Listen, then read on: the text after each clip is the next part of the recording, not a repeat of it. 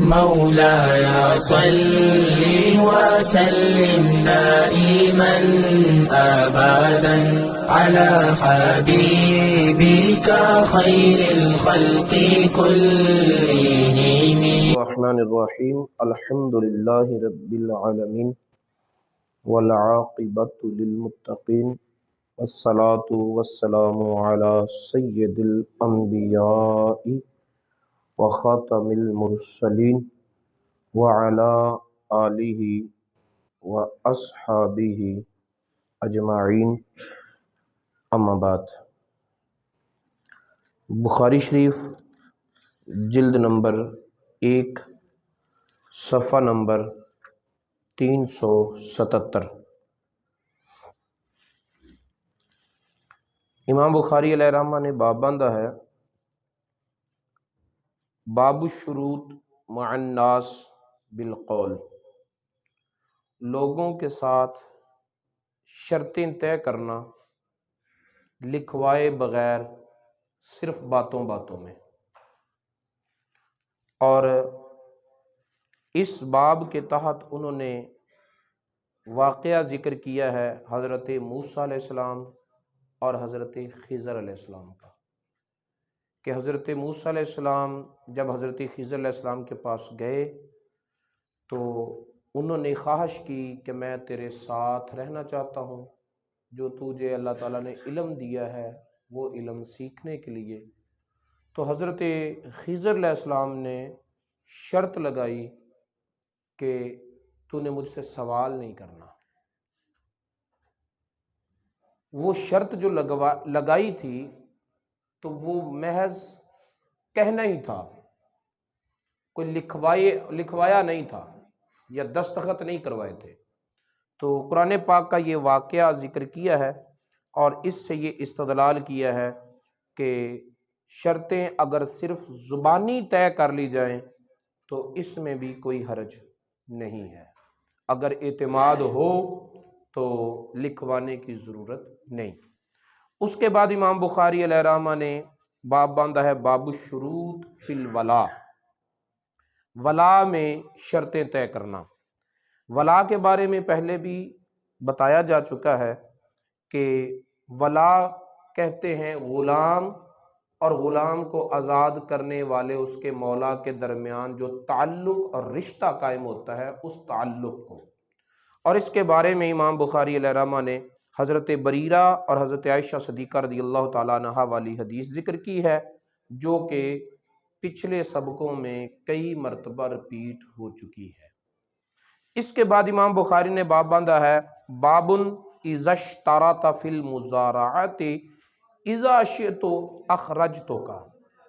کھیتی باڑی کرتے ہوئے کسی کے ساتھ اپنے بھائی وال کے ساتھ یہ شرط طے کرنا کہ جب میں چاہوں گا تجھے اپنے سے الگ کر دوں گا، یعنی اگر مجھے تیرے رویے میں، تیرے کام میں کوئی شک پڑا، کوئی ثابت ہوا، تیرا معاملہ میرے ساتھ صحیح نہ چلا تو میں وہیں تجھے اپنے سے الگ کر دوں گا، اس شرط کو طے کرنا۔ اس بارے میں حدیث بیان کی ہے حضرت نافع نے حضرت عبداللہ بن عمر رضی اللہ تعالیٰ عنہ سے، اور یہ واقعہ ہے کہ حضرت عمر بن خطاب رضی اللہ تعالیٰ عنہ نے اپنے بیٹے عبداللہ کو خیبر بھیجا تاکہ خیبر والوں کے ساتھ جو طے پایا تھا رسول اللہ صلی اللہ علیہ وسلم نے کہ ان زمینوں میں تم رہو گے اور تم ان میں کام کاج کرو گے، جو پیداوار ہوگی وہ آدھی ہماری ہوگی آدھی تمہاری ہوگی، تو اس پیداوار میں سے جو ہمارا اہل اسلام کا حصہ بنتا ہے وہ لے آؤ۔ حضرت عبداللہ بن عمر رضی اللہ تعالیٰ عنہ وہاں گئے تو وہاں پر سوتے ہوئے نیند کی حالت میں حضرت عبداللہ بن عمر رضی اللہ تعالیٰ عنہ کے ہاتھ پاؤں باندھ دیے گئے۔ جب حضرت عبداللہ بن عمر رضی اللہ تعالیٰ عنہ کو وہاں پر باندھ دیا گیا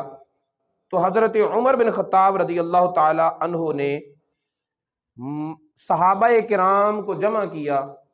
اور جمع کر کے ان میں خطاب کیا۔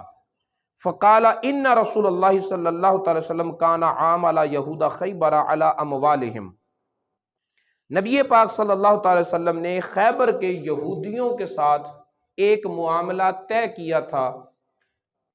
کہ ان زمینوں میں وہ رہیں گے، کام کاج کریں گے، اور انہیں ان کی محنت کا صلے میں آدھی پیداوار دی جائے گی۔ وقال، اور رسول اللہ صلی اللہ علیہ وسلم نے یہ بھی فرمایا تھا کہ نقرکم ما اقرکم اللہ، ہم تمہیں تب تک خیبر میں رہنے دیں گے جب تک اللہ تعالیٰ نے تمہیں رہنے دیا۔ وَإِنَّ عَبْدَ اللَّهِ بْنَ عُمَرَ خَرَجَ إِلَى مَالِهِ، اور عبداللہ بن عمر میرا بیٹا جو ہے وہ خیبر میں گیا ہے اپنے حصے کا مال لینے کے لیے۔ هُنَاكَ فَعُودِيَ عَلَيْهِ مِنَ اللَّيْلِ، تو وہاں پر اس کو رات کے وقت اس کے ساتھ دشمنی کی گئی اور اسے باندھ دیا گیا۔ فَفُدِعَتْ يَدَاهُ وَرِجْلَاهُ، اس کے ہاتھ بھی باندھ دیے گئے، اس کے پاؤں بھی باندھ دیے گئے۔ وَلَيْسَ هُنَاكَ عَدُوٌّ غَيْرُهُمْ، اور خیبر کے یہودیوں کے علاوہ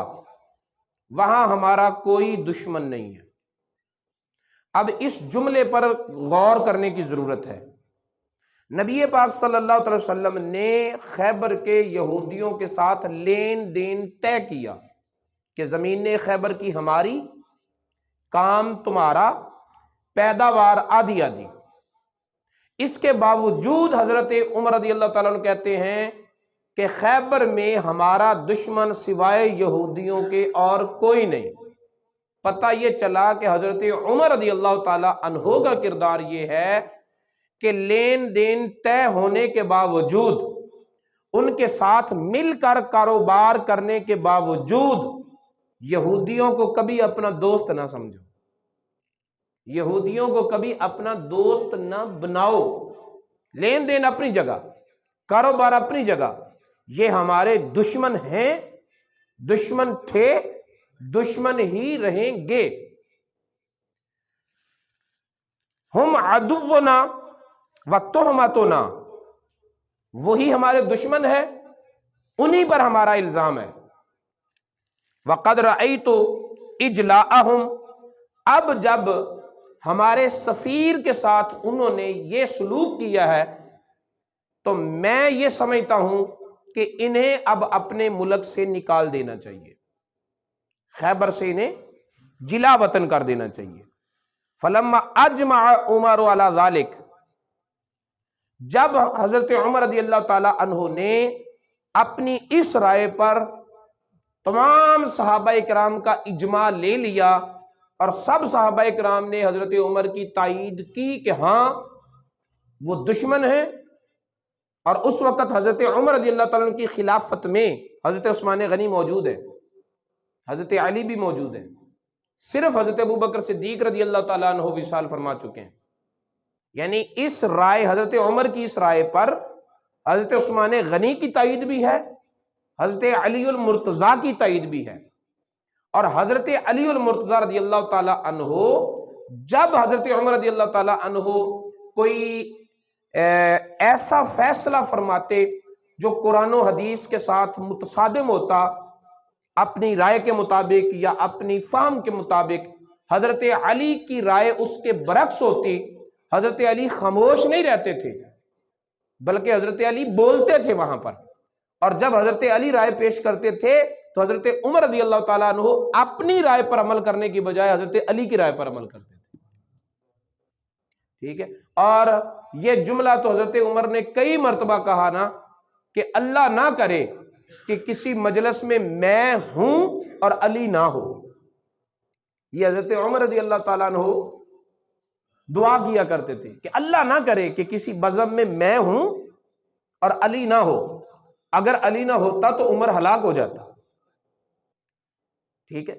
تو حضرت علی رضی اللہ تعالیٰ عنہ بھی موجود ہیں، اجماع ہو گیا۔ جب حضرت عمر رضی اللہ تعالیٰ عنہ کی اس رائے پر سب کی تائید ہوئی، اجماع ہوا، فیصلہ ہوا، اتاہ احد بنی ابی الحقیق حقیق، ابو الحقیق قبیلہ یہودیوں کا، اس سے ایک آدمی حضرت عمر کے پاس آیا اور کہنے لگا یا امیر المومنین اتخرجنا وقد اقرنا محمد، تو ہمیں نکالے گا جبکہ یہاں ہمیں ٹھہرایا محمد نے ہے۔ اب یہ بات بھی ذہن میں رکھیں کہ حضرت عمر رضی اللہ تعالی عنہ نے پہلے یہ بات کر دی ہے، اور حضرت عمر کا جملہ تھا اِنَّ رسول اللہ صلی اللہ علیہ وآلہ وسلم کان عامل یہود خیبر، کہ اللہ کے رسول صلی اللہ علیہ وآلہ وسلم نے نام نہیں لیا، اللہ کا رسول کہا، ادب کا انداز اپنایا، اور یہودی آ کر حضرت عمر بن خطاب سے کہہ رہا ہے اور اللہ کا رسول نہیں کہہ رہا، بلکہ رسول اللہ صلی اللہ علیہ وسلم کا نام لے کر کہہ رہا ہے کہ ہمیں یہاں محمد نے ٹھہرایا، تو نکالے گا؟ جواباً سنیں، وَعَامَلَنَا عَلَى الْأَمْوَالِ وَشَرَطَ ذَلِكَ لَنَا، ہمارے ساتھ مال کا معاملہ طے کیا، ہمارے ساتھ شرطیں طے کی۔ فقال عمر، حضرت عمر رضی اللہ تعالی عنہ نے جواباً کہا اَظَنَنْتَ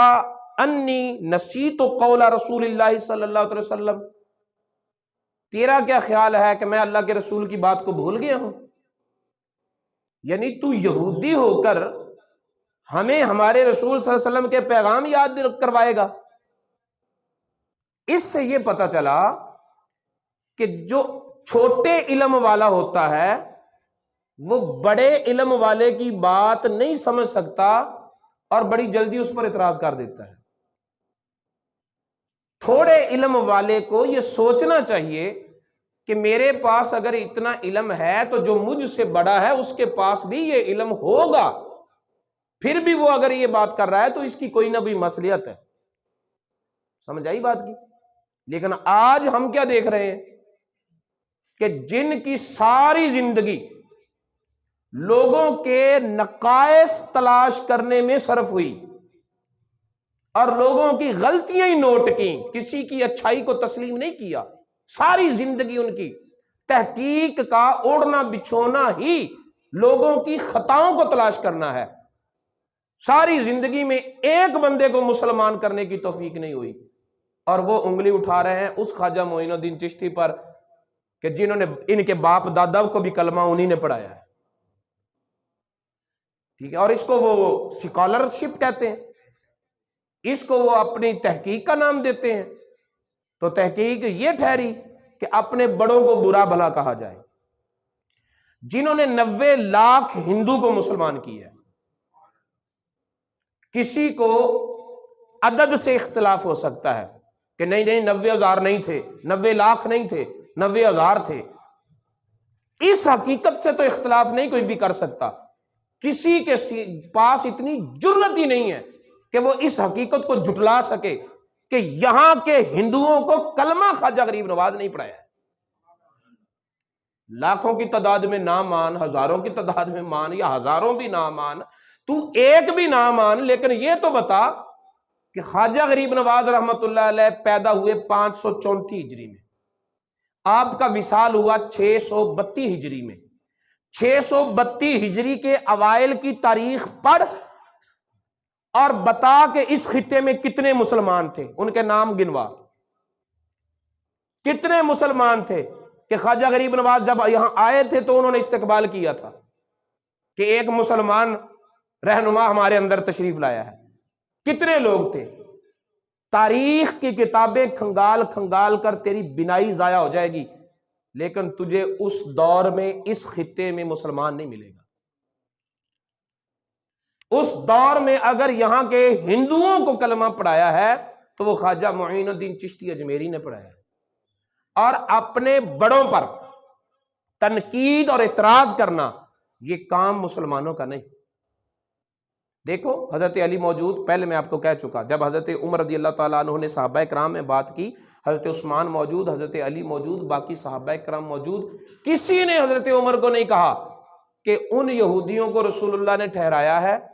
آپ کیوں نکالتے ہیں؟ بلکہ سب نے کہا کہ رسول اللہ صلی اللہ علیہ وسلم نے یہی فرمایا تھا کہ جب تک اللہ چاہے گا تمہیں یہاں رہنے دے گا، جب اللہ چاہے گا تو تمہیں یہاں سے نکلنا ہوگا۔ تو لہٰذا وہ وقت آ گیا ہے، ان کی طرف سے ایک پیش قدمی ہو گئی، انہوں نے وعدہ خلافی کی، سفیر کو باندھا، لہٰذا اب ان کا یہی حق بنتا ہے کہ انہیں یہاں سے نکالا جائے۔ رسول اللہ کا فرمان ان کے پاس، ان کے علم میں بھی موجود ہے۔ حضرت عمر نے انہیں سنایا بھی کہ رسول اللہ صلی اللہ علیہ وسلم نے معاملہ کیا تھا، ٹھیک ہے، لیکن پھر حضرت عمر پر اعتراض کر رہا ہے یہودی آ کر، تو پتہ یہ چلا کہ علم والوں پر تنقید کرنا مسلمانوں کا طریقہ نہیں، یہودیوں کا طریقہ ہے۔ علم والوں پر تنقید کرنا یہودیوں کا طریقہ ہے، مسلمانوں کا نہیں۔ حضرت عمر رضی اللہ عنہ کیف بک اذا اخرجت من خیبر تعدو بک قلوسک لیلۃ بعد لیلۃ، تیرا اس وقت حال کیا ہوگا جب تجھے خیبر سے نکالا جائے گا اور تیری اونٹنی راتوں رات تجھے لے جائے گی، تجھے ایک رات ٹھہرنے کا بھی موقع نہیں دیا جائے گا۔ فقال کانت ھذہ حذیلۃ من ابی القاسم، تو وہ کہنے لگا کہ یہ معاہدہ تو ابو القاسم کی طرف سے ہے۔ جب حضرت عمر رضی اللہ تعالیٰ کے مزاج میں شدت دیکھی اور آپ کے رعب کو دیکھا تو پھر اس کی زبان پر حضرت نبی پاک صلی اللہ علیہ وسلم کا نام آنے کی بجائے کنیت آئی اور کہا کہ ابو القاسم کی طرف سے یہ فیصلہ ہے۔ حضور حضرت عمر رضی اللہ تعالیٰ نے فرمایا کہ کذبت یا عدو اللہ، اے اللہ کے دشمن تو جھوٹ بول رہا ہے۔ رسول اللہ کے فیصلوں کو ہم ان کے غلام زیادہ بہتر جانتے ہیں، ٹھیک ہے۔ فاجلاہم عمر، حضرت عمر رضی اللہ تعالیٰ نے انہیں خیبر سے نکال دیا۔ وَأَعْطَاهُمْ قِيمَةَ مَا كَانَ لَهُمْ مِنَ الثَّمَرِ مَالًا وَإِبِلًا وَعُرُودًا مِنْ أَقْطَابٍ وَحِبَالٍ وغیر ذلك، جتنا عرصہ انہوں نے کھیتوں میں کام کیا تھا ان کے کام کی انہیں قیمت دی، ان کا جو مال تھا، اونٹ تھے، جانور تھے،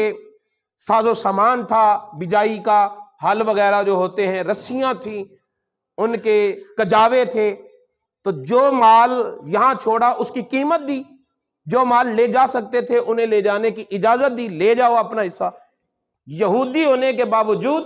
ان کا حق نہیں رکھا، حق ان کا انہیں دے کر انہیں خیبر سے نکال دیا۔ اس حدیث کو ذکر کر کے امام بخاری نے یہ ثابت کیا ہے کہ اگر لین دین کرتے ہوئے، کاروبار کرتے ہوئے، کھیتی باڑی کرتے ہوئے کوئی بھائی وال اپنے بھائی وال کی طرف سے شک اور شبہ پائے تو اسے اسی وقت اس کا حصہ دے کر فارغ کر سکتا ہے، اپنے سے علیحدہ کر سکتا ہے۔ جبکہ بعض علماء نے یہ بھی کہا ہے کہ نہیں، درمیانے سال میں علیحدہ نہیں کرے گا، فصل پک جانے پر وہ اسے علیحدہ کرے گا اس کا حصہ دے کر۔ لیکن اس حدیث سے کئی ایک مسائل اور بھی ثابت ہوتے ہیں۔ میں کئی ایک کی بات تو نہیں کرتا، لیکن ایک بات میں ضرور کروں گا کہ یہودیوں نے حضرت نبی پاک صلی اللہ علیہ وسلم کے ساتھ کیا ہوا وعدہ بھی وفا نہیں کیا، اور حضرت عمر رضی اللہ تعالیٰ عنہ نے ان کی وعدہ خلافی پر انہیں معاف نہیں کیا۔ اور قرآن ہمیں بتاتا ہے کہ اللہ تعالیٰ نے یہودیوں سے ان کے پر نازل ہونے والی کتاب تورات میں جو ان سے وعدے لیے تھے، انہوں نے اللہ کے ساتھ کیے ہوئے وعدے بھی پورے نہیں کیے، اللہ کے ساتھ کیے ہوئے وعدے بھی توڑے، رسول اللہ کے ساتھ کیے ہوئے وعدے بھی توڑے۔ حضرت عمر بن خطاب کے زمانے میں بھی وہ دشمنی کرنے سے باز نہ آئے، تو ہمارے کہاں کہ وہ سگے بن لگ سکتے ہیں؟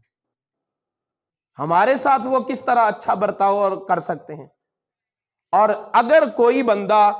ان حالات اور ان حقائق کے باوجود یہود و نصارہ سے دوستیاں لگاتا ہے تو پھر اس کے بارے میں سوچنا پڑے گا کہ کیا یہ ہمارے نبی اور اہل بیت اطہار اور صحابہ کرام اور خلفائے راشدین کے راستے پر چل رہا ہے، یا ان کے راستے سے علیحدہ ایک نیا راستہ یہود و نصارہ کا ہی راستہ اختیار کر رہا ہے۔ ریاست مدینہ کا نام لینے سے ریاست مدینہ نہیں بنتی، ریاست مدینہ کا کردار پیش کرنا ہوگا، اور ریاست مدینہ کا کردار یہ ہے کہ یہودیوں کے ساتھ دوستی نہیں باندھی، انہیں نکالا ہے وہاں سے۔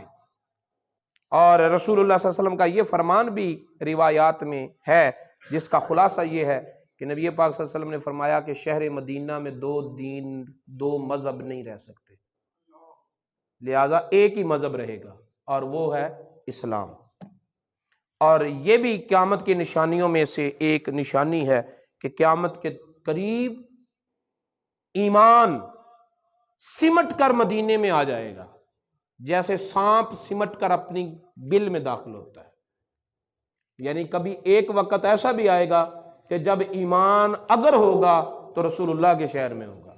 اللہ تعالی ہمیں ان حالات سے محفوظ رکھے، ہمارے ایمان کو سلامت رکھے، اور ایمان کی سلامتی پر ہمیں حسن خاتمہ کی نعمت عطا فرمائے۔ نبی پاک صلی اللہ علیہ وسلم کی تعلیمات کو سیکھنے اور ان پر عمل پیرا ہونے کی توفیق عطا۔